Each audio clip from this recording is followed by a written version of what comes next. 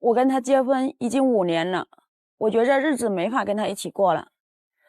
他妹妹就是个两面派，总是挑拨我们之间的感情。我妹从小跟我一块长大，从小就挺黏我的，从来没有这么个想法。我不知道是他妹妹不喜欢我，还是他自己不喜欢我，来逼着我自己提出离婚。我们结婚5年了，也有一定的感情基础。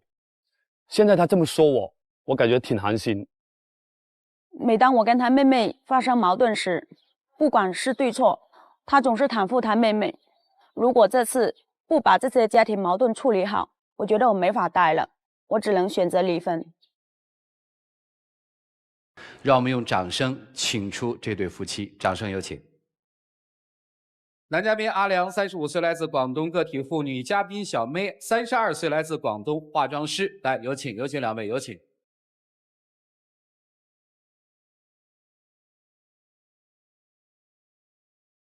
欢迎两位哈，结婚几年了？我们结婚5年了。今天来是因为妹妹是吧？对，因为他跟他妹妹老是排斥我，他妹妹是个两面派，在我这边做人又不一样，在他哥面前又张了一个样，要经常颠倒是非，煽风点火，让我心里很难受。这么多年我忍这么多年，我今天真是忍不了了。今天过来就是要他处理好这个家庭矛盾，要不然我就跟他离婚，我不想跟他过。你们现在的生活状态是什么样的？怎么会妹妹就影响到了你们的婚姻呢？其实，在我的心里面是没有啊，我感觉，大家住在一起，因为我跟我妹妹是一起做生意嘛，店里面她是股份稍微挣大一点，我就稍微挣小股点，她从老家过来，我们住在一起。你妹妹等于还没嫁出去，对吧？对对，待字闺中，对，所以你们是住在一起，是不是？对对，结婚5年，现在有小宝宝吗？你们还没有，那就是妹妹、嫂子和哥哥住在一个屋檐下。3个人一起住，那肯定会有问题的。一山不能容二虎，你不知道吗？这是跟二胡有什么关系？对呀，就是他说的，你看一下。那2个女人在一起肯定会有。用这样思想来的这样，那我没办法。你不要什么都帮你妹啊！你要来我这个角度来看一下，比如说中间这是个6，在我这里看我就是6，你那边看就是9，你没有看站在我这里看，你明白吗？这个心灵鸡汤看多了啊，咱说点事儿吧啊。这个6和9是怎么回事？举个例子啊，比如说我们3个人在吃饭，他妹妹在他哥面前装得很好，就哎嫂子你多吃点，就会给你夹很多的菜啊。这不挺好的吗？啊，对啊，是挺好的呀。好，他哥不在的时候啊，我说哎呀，我今天吃了3碗，肚子挺撑的。哎呀，就你这个样子，他这个身材还敢吃3碗，难怪一光米一下子就没有了，就是这样子。在哥面前一个样，在我面前一个样啊。那你看我这个身材肥吗？不肥不肥不肥。那就是啊。这个随他说好了，做嫂子的嘛，大气一点。但是他比我大呀，他还比我大2岁，他应该的话同一点我比他们小，我比他小2岁，比他小4岁。对，这生活上的小事，这么点小事算什么呢？小事就可以看出一个人是怎么样的人。比如说我跟他逛街，哎，他说，哎，嫂子，我送你一条裙子啊，干嘛的？挺好吗？啊，挺好的。过段时间又问我要钱呢，一闹矛盾，他说你把裙子还给我。他说上次是我买的，我给钱的，你穿什么穿了？就是这样子啊。这不是也没把你当外人吗？那就是嘛，就是你不能开心的时候哄一下我开心，你吵架的话就把裙子拿回去。你看他这样的人，你说2个女人在一起生活能行吗？这个事儿你会跟他说吗？我跟他说，他不相信啊。他说我妹不是这样的人呐。有了老婆之后，那个名账还是要算的嘛，是吧？从老家下来之后，他吃啊住啊，他也一句话也没说啊，是不是？我也没帮他，这事实是事实。那我嫁给你，难道我吃住他要算吗？啊！我进了你家的门，我就是你的人。我吃饭你还管我，你还不给我吃，你还饿死我。他的意思就是说，我的意思也是他的意思，好不好？就是说，女人你自己去做点事情，挣点钱，不是说要你挣多少，是不是？那我不是有赚吗？那我也有赚啊！我不是说天天在家玩了，有单子我就接，没单子的话，那我就出去玩，我就逛街呀。女人做去干嘛不要在家里面？你刚才说妹妹还比你大是吧？对。她现在有男朋友了吗？还没有呢。再忍个几年，嫁了就好了。可难嫁了。你这话，你看，你这嫂子，你说让妹妹听见，那心里多不舒服啊！对呀，本来就是这小事，都是因为从嘴里面说出来，就是所以矛盾就这样起来的。那你们有没有可能说你们自己跟妹妹分开住啊？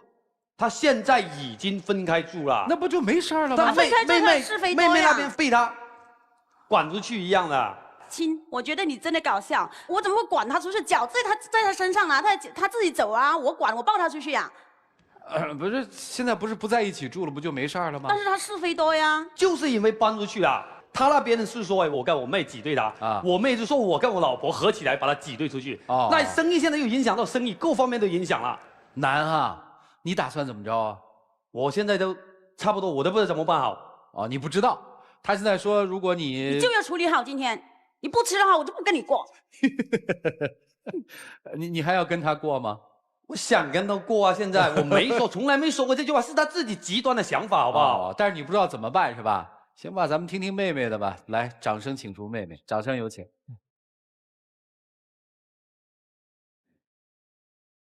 来，这是嫂子哈。对，嫂子。对她有意见吗？怎么说嘞？啊，她是我嫂子，是我一家人嘛。啊，然后我这样做，对我有什么好处嘞？我是撑着啊。你就是个两面派。我怎么两面派了嘞？你就喜欢挑拨是非。我怎么挑拨你啊？你就是煽风点火，本来就是什么事都是。你就是没有良心的人一个。他当初来东莞吃我的喝我的，我有说过什么吗？吃你的喝你的，我不是吃你，不是喝你的。我嫁给你哥，哦，你今天你跟我哥感情不和，你就把那个责任推到我身上啊？那你就是最大的责任。怎么责任在我呢？那还不是啊？你怎么不检讨一下你自己呢？你喜欢说人是非，就今年过年的时候就把我回老家的话，我妈把我说的我都快哭了。我说过什么了？你说过什么？见人就说人话，见鬼就说鬼话。我是人，我不是鬼。回到老家去就把我说的，就说，哎呀，他们结婚5年了，然后孩子也没生，说我身体上有毛病。你凭什么说这个是我说的？没有这个这样的，我听过，我妈亲戚在的时候我也听过。哎，你闭嘴，不要说，我把这个事情说完先。我妹是实话，你不要说话。你先说啊。我没说完，你不要说话先。我跟你们说怎么回事啊？过年嘛，回老家过春节嘛，我自己妈妈就给我端了一碗中药来了。她说乖女儿你喝吧。我说我怎么样？他们说补的。我说干嘛要补啊？她说哎呀，外面都传的你身体有毛病啊。这个是你二舅在很远的那个认识那个中医带过来，就说喝了。90%的人一喝的话，1、2个月都会怀上，气死我了！说的我真的是这个脸，我就想挖个洞钻进去。那这个关我什么事嘞？他就说你小姑子倒是传的，你听谁说的？哎呀，我妈说的，我妈不会骗我的。那你没去传，无风不起浪。我的原话根本就不是这样子的。停一下，确实不是你传的，对吧？不是我传的。行，听听哥哥怎么说啊？这样的啊，过年的时候回去还有亲戚在那里。我妹妹的原话是这样的。就亲戚，他说：“哎，你们2个怎么不有个小孩？怎样啊？是不是啊？很多年了。”我妹说：“是啊，这么多年怎么还不有个谁啊？是不是哪个人谁有问题就去看一下医生啊？就是说你有问题就去看一下医生，就这句话原话啊。别人的亲戚眼里面就是说，哦，他们一起住的肯定是有问题，他妹说出来的啊。别人的亲戚是这样讲的嘛？你好不好？这一句传到这一句就变味的。你觉得这样子他是不是帮他妹？”这怎么是帮呢？你觉得他说的话是不是帮他妹？先别着急，这个是帮理不帮亲。我本来就没说过。他2个同一个妈生的，同一个鼻孔抽气。那我跟我哥感情好不可以吗？刚才我们是兄妹来的。哎呦，你们我还跟他2个婆。你们结婚了，我还要跟我哥翻脸呢。不用翻脸啊，我不用他怎么样啊，但是说公道话就行了，对不对？公平公正就行了，我心里就舒服了。嫂子，我问个问题行吗？哎呀，这2个女人确实是一山不容二虎啊。问个问题。有要孩子的计划吗？有。他有，我没有。那这叫有计划吗？那我们2个不一样的想法呗。因为他事业现在刚起步，而且的话，我有时候会出工作，因为我们干化妆的，拖着个箱子很重的，而且有孩子的话，我是什么活不能干呢？这借口来的。你别说嘛。什么借口？哈，真好笑。搬出去了。搬出去了，我就是不想我哥为难。客观的评价一下嫂子好不好？咱们不置气啊，就客观的说一下。我觉得他心里是没什么的，就是有时候脑子会转弯一样。人家说一句话，我是直肠直肚的人，我不像你这么有心思。一看你就是很厉害的女人。你看他就有点事就噼里啪啦噼里啪啦说。你不觉得她是一个很厉害的女人吗？你看她发型就都知道了。人家说行不行看发型。我真可笑，哈，可笑！你看，你这个人也太深打扮，就是那么厉害的女人吗？很能干的，一个人送货还开这个皮卡车，嘟，然后送货啊什么干嘛的啊？不，那我赚钱，我能赚钱，我不行吗？可厉害了！哎，我领教过了。好，跟哥哥一起做生意是吧？对。生意分得开吗？基本上都没有分开，因为老妈也在那里店里面啊。啊，老妈也在店里。对，所以说账什么东西也没所谓。老妈怎么看他们姑嫂之间的矛盾？哎，反正女人之间，哎，我看到的我就掉头走，我真的没办法理这个东西，非常难，所以说没办法，只能站在这里啊。那我来说句公道话了，她妈妈就人很好，哄一下我，哄一下她。就婆婆特好。对，婆婆特好。她不行非常好。对，婆婆就像我是我妈生的，她好我怎么不好嘞？只有你这个从外面嫁过来的好不好就不知道了。哎呀，是吧？做生意的人都很艰难。度日如年吧。哎呀，反正我在的时候还好一点啊，不在的时候我不知道他们搞什么。你也是听你妹的，我没有谁听谁的。这个家你妈妈没有权利说话，她是大当家。不是听谁的，是谁有道理。这个当家她听歌，这没什么权利说话。没有，我从来没有谁听谁的。刚才嫂子说你在家里是大当家的，是吧？我没有说什么大当家的，这个是我哥哥。难道我什么事都要命令他去做吗？财务啊，还有店里的账啊，钱我出的多，肯定钱是我管的，这很正常啊。全部他管。所以说你这个又想错了，知道吧？他管。他文化高一点，他毕竟是做会计的，知道吧？出身的。你他什么都懂。现在这样说，我就有点怀疑了。我搞不定。反正我每个月他给我5万块钱零用钱，就这么简单。你现在说到钱的事，你是不是赶我出去，就想抓钱的权利留给我哥，还是留给你啊？我可没这样子想啊。那你为什么说这个呢？股份我大，钱在我手上，很正常。你就是管家婆，什么事都管。我只是管我的生意。你就是风格跟我不一样，做事跟我不一样。不一样啊！看不习惯我，我穿白的，你就穿一身黑的。我嘴巴没你那么毒。我嘴巴很毒吗？肯定啊，我不觉得呀。嫂子问几个问题啊？分家行吗？就是老公单干了，咱们分出来。就他一个样能单干吗？哦，他还不能单干。账务没人处理呀。哦，那你看，我们是一个5金的批发部，就做的比较大一点，要送工厂送货。听我说啊，你来处理，这样你也管了钱，也管了他，不就行了吗？那我也不行。哦，你也不行。因为5金批发部的话是几百样的品种，那个好难记，而且我真的不是那块的料，他们才是。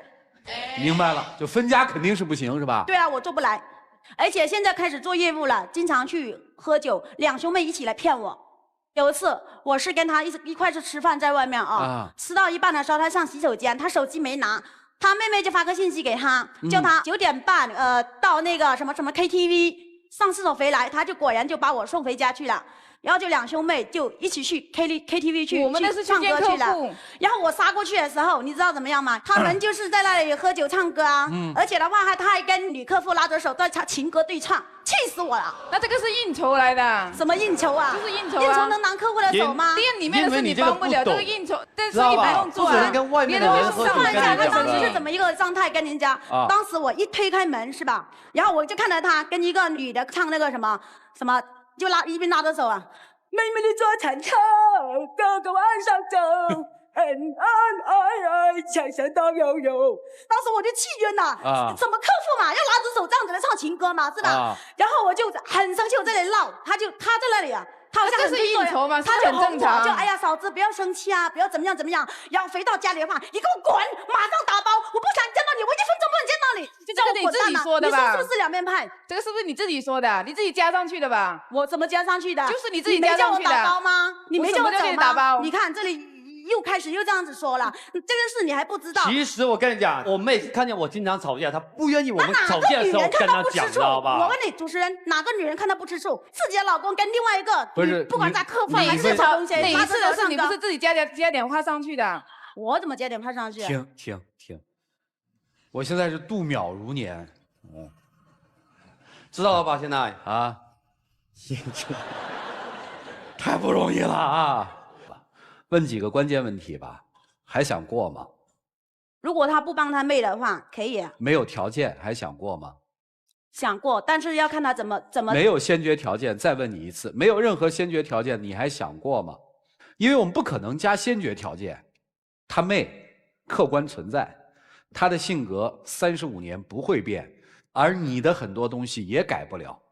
所以，如果你要加了前缀的话，就没有意义了。在你看来，你跟嫂子之间最主要的矛盾是什么？其实，在我看来根本就没有矛盾。在你看来，你就是2面派。在你哥面前装的对我这么好，背后又是一套，这样有意思吗？你这样那上次化妆品的事情，那你不觉得你在挑是非吗？你说说化妆品的事儿。是这样子的，我跟他一起去逛街，然后我就看到一套保养的，他就说：“哎呀，嫂子啊，你呀、应该是保养保养，你买吧，那个你买一点好的化妆品，打扮自己漂亮点，你单子也接多一点嘛，对吧？”哎，我说那行，那就买吧，那也是1000多块钱。后来买回来的时候，就跟我老公说：“哎呀，你娶的这个老婆真的败家啊，真的是的，买了1000多的化妆品，怎么样？然后那天晚上回来，就因为这个事情，他一直骂我，就把我骂得狗血淋头。我澄清一下，我没有说他败家，因为那个时候我们生意可能是刚刚起步吧，店里面的钱也不是很多，就流动资金也不是很多。那他整天他没事干，你不说我又买东西又要买贵的，那我肯定会跟我哥说一下嘛。他赚钱不多，又要花那么多，那这个我不应该说吗？行啊，他是对我有偏见，包括我上次见这个男同学。行了，你就是看我不顺眼嘛。我看你不顺眼，我都已经在家里搬出来了，还想怎么样嘞？我还介绍个男孩子给你认识啊。你那是真心给我介绍的吗？啊，那还不是真心的，你分明就是想赶我走的嘛。哦，真好笑。那个男孩子你还搞笑嘞！人家家里条件也不错，人长得也不错，那你说人家长得像歪瓜裂枣的，人家怎么说也是小区一个保安嘛。那是你真心的吗？人家又没有结过婚，40多岁我都已经从家里搬出来，你还想怎么样嘞？没怎么样啊。你现在还说这个话？你说的我这么坏，我心也不是那么坏嘛，对吧？我也不觉得你好啊，你年纪也不小了，你应该你今天说那么多话，我不觉得你的心好了。现在，反正我都已经从那里搬出来了。他们以后2个人的事，我不想管了。他们爱吵就吵，他们爱过就过。行，这是他的一个态度。听起来纷纷扰扰，其实就是家里点小事儿。这组矛盾应该怎么解决呢？丘比特问卷。姑娘，你呢？说实话，是个很笨的女人。当一个笨女人其实很幸福，有妹妹替你老公撑着，管财。你不用操这份家的心，你就管好家里的事儿就完了。非要跟自己小姑子比嘴快，还什么黑白不相容，还人头发长得就很厉害，这说的话都没意义。你这小姑子我仔细看了，虽然人很厉害，但是从家搬出去了，没有说因为这个哥哥是我的就要把你赶出去，人家自己走了，还要怎样呢？反过来说说这个男的哈。无论婆媳矛盾和姑嫂矛盾，其实闹来闹去都是家庭矛盾嘛，对不对？你的态度特别要命，哎呀，这事儿不行，我听不了，我得走，一拍屁股走了。这女人家里唯一的男人，这女人的事儿你不想掺和，对不对？搞不定，搞不定，对，但你必须搞定，在家声音要大起来，不能任由2个女人吵。这个事儿很简单，最好的解决办法就是赶紧生个孩子。说实话，妹子，你真是闲的。在家闲着没事，那可不就找点茬吗？找谁的茬？只能找自己老公的茬，找自己小姑子的茬。赶紧生个娃，你多余亢奋的那些注意力全都放在了孩子身上，管不了那乱七八糟那些事儿。都32了，是不是？为什么不生啊？我觉得我还生了孩子，我还带不了他，挺累的嘛。你什么都不想干，妹子，你当人老婆，你我是想，就是过几年再要孩子。你已经32了。其实我内心我感觉自己还像18、19岁一样。对，我觉得你也没成年，你知道吗？一点都不成熟，心里18、19，生理可等不了。下了节目去找我妈，专治不孕不育的专家。问题我没问题，我找你妈干啥呀？让你妈请我吃饭啊？我没说你有问题。那你叫我找你妈？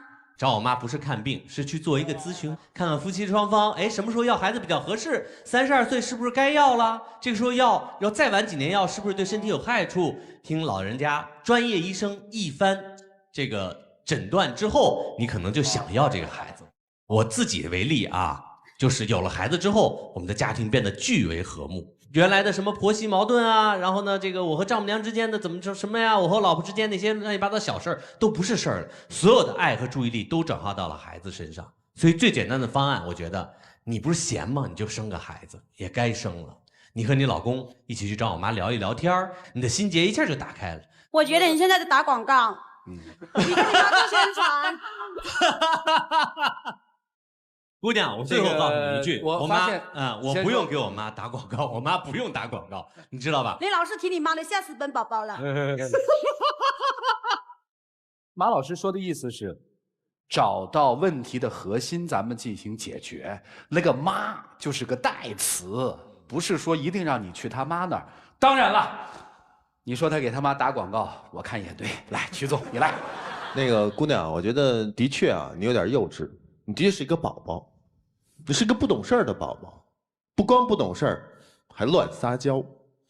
我没有向你撒娇呀。我没有说我吗？说你。我向谁撒娇了？我没有啊。我怎么向他撒娇了？你所有的作为都是在撒娇，而且一个宝宝的撒娇呢，它是没有任何的实力的。你正在进行一个完全力量悬殊的一个必败的战争，就好比你以为他其实是这公司的老板，他是董事长，殊不知啊，真正的背后的有话语权的是大股东，而他不是。这个大股东从2方面来说，一定是离不开的。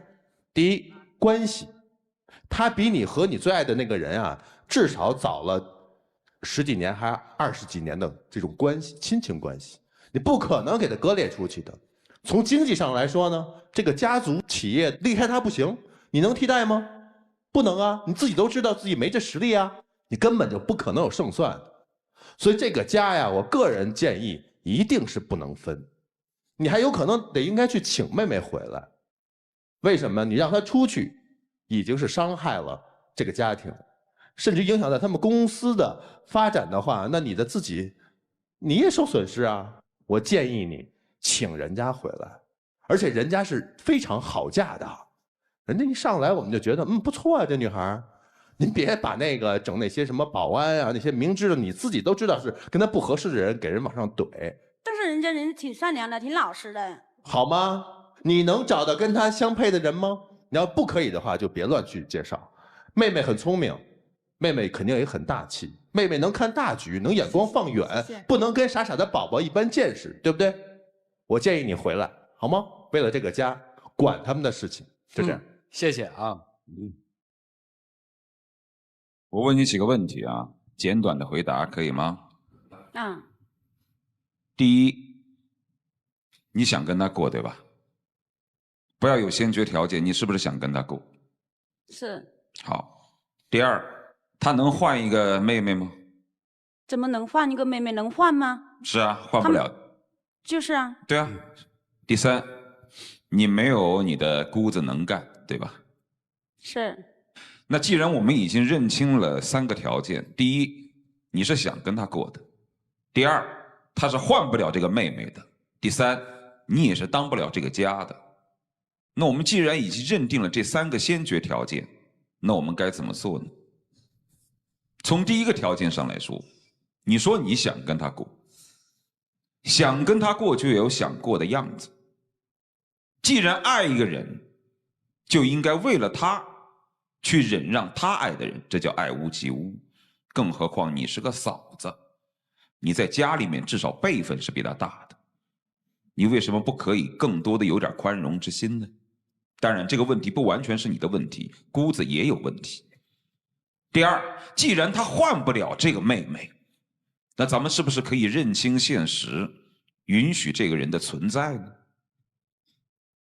第三，既然我们已经认清楚了咱们能力不如别人，别人是在当这个家，咱们是不是可以有一番尊重呢？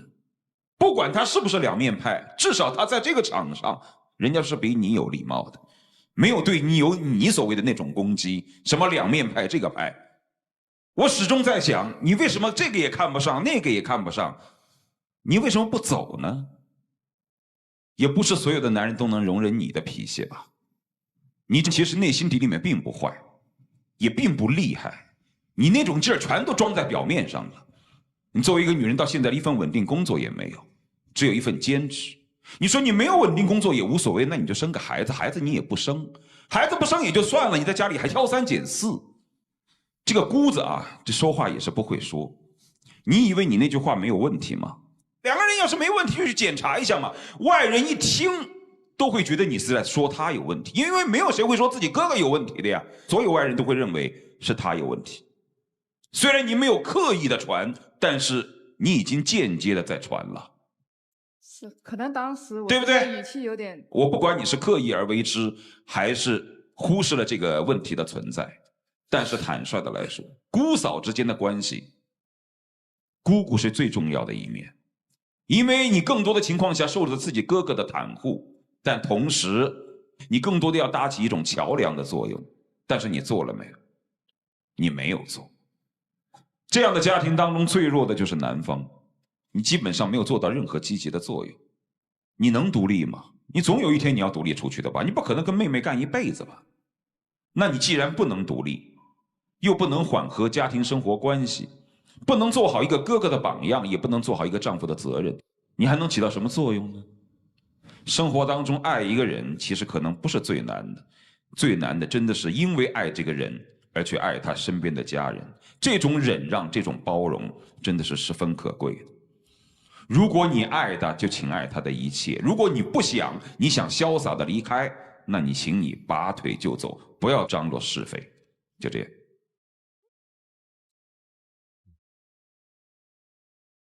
谢谢你能来哈。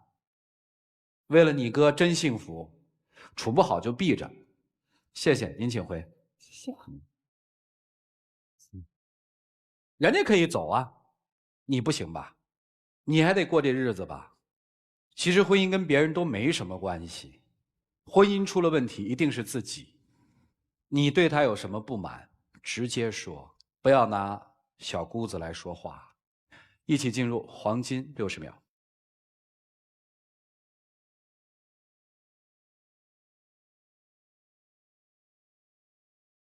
一直以来我就没有处理好你们跟我妹之间的关系，也没有去想这些问题。我觉得女人事情嘛，你们女人解决，我一直这么认为的。那是现在觉得是非常错的。这样吧，你觉得分家就分家，不分家就不分家，你说了算，都没问题。就是我觉得大家一家人嘛，在一起，有什么事情说出来，不要说这些小事啊什么啊，都往背后说。有什么事情一家人嘛，有什么多点宽容，多点包容。我以后也会站在你的角度。时间到，回。这么快的？挺进步的。1分多钟，他安静下来了。谢谢两位，请回吧。来，请关门。我们的节目信息，请大家关注新浪娱乐、腾讯娱乐、搜狐娱乐、网易娱乐、凤凰娱乐。欢迎登录优酷、土豆、腾讯视频、搜狐视频、乐视网、PPTV、聚力、爱奇艺收看节目的完整内容，看看他们自己的选择吧。请开门，请开门。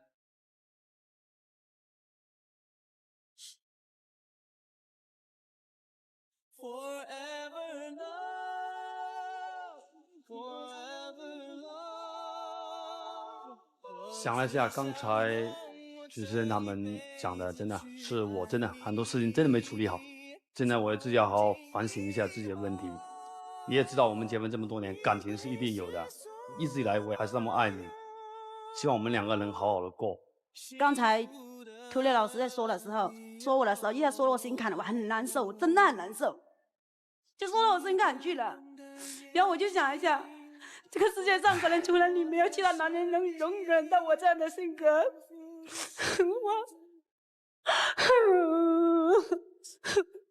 其实他心里面根本不是这样的。行了，你要知道你就不来这儿了。哎，你说你这么为他辩解，刚才你为什么不帮他呢？你这样，我感觉我心里还很高兴。真的，让他反省一下嘛。来，有请我们的小花童，有请。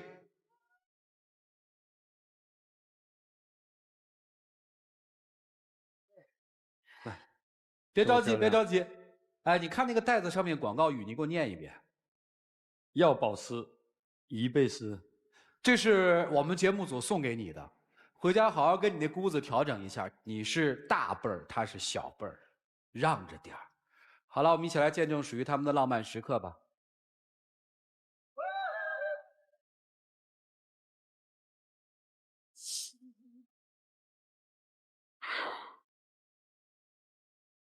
大家怎么样？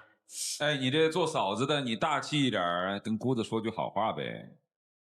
小姑子，对不起啊，之前我是说话太直了，其实我心里也不是这样想的，只是我觉得闹了矛盾，我心里就舒服一点。